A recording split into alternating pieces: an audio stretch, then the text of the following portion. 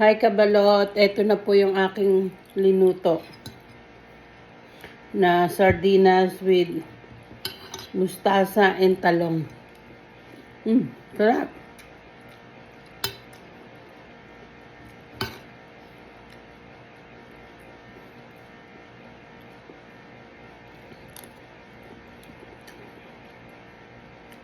Ayoko kasi iprito kasi pag prinito ko, maraming mantika. Kaya sabi ko, haluan ko kaya ng sardinas. So, ayan na siya. Ito ang mga gulay dito sa bahay. So, anong mga gulay nandito? Ayan ang hinalo ko. Pero nagtira ako ng 3 talong. Ito torta ko bukas.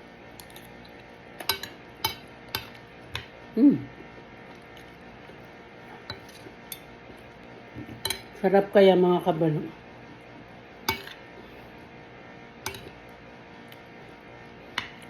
Wala akong pechay mustasa ang nakita ko. At saka talong. Kaya ayan yung inano ko.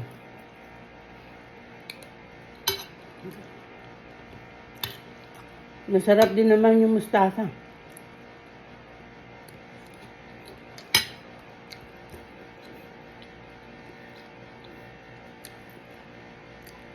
Paborito ko yung yung ligo. Kasi doon ako dati nagtatrabaho sa ligo. Nung nagtitinda ako ng pechay sa palengke. Ng mga gulay sa palengke. Tapos nagtrabaho din ako sa ligo. Lahat yan.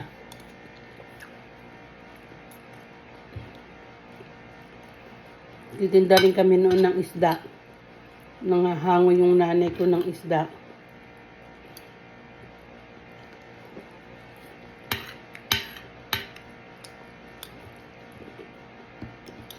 Marami din tayong mga trabaho na para mag-survive sa mundo. Ngayon may edad-edad na tayo. Parang ano ba to? Ang dami nang nararamdaman.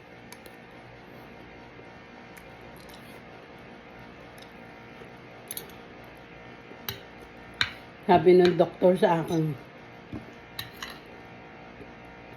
ganyan daw yan kasi maaga daw ako nagtrabaho.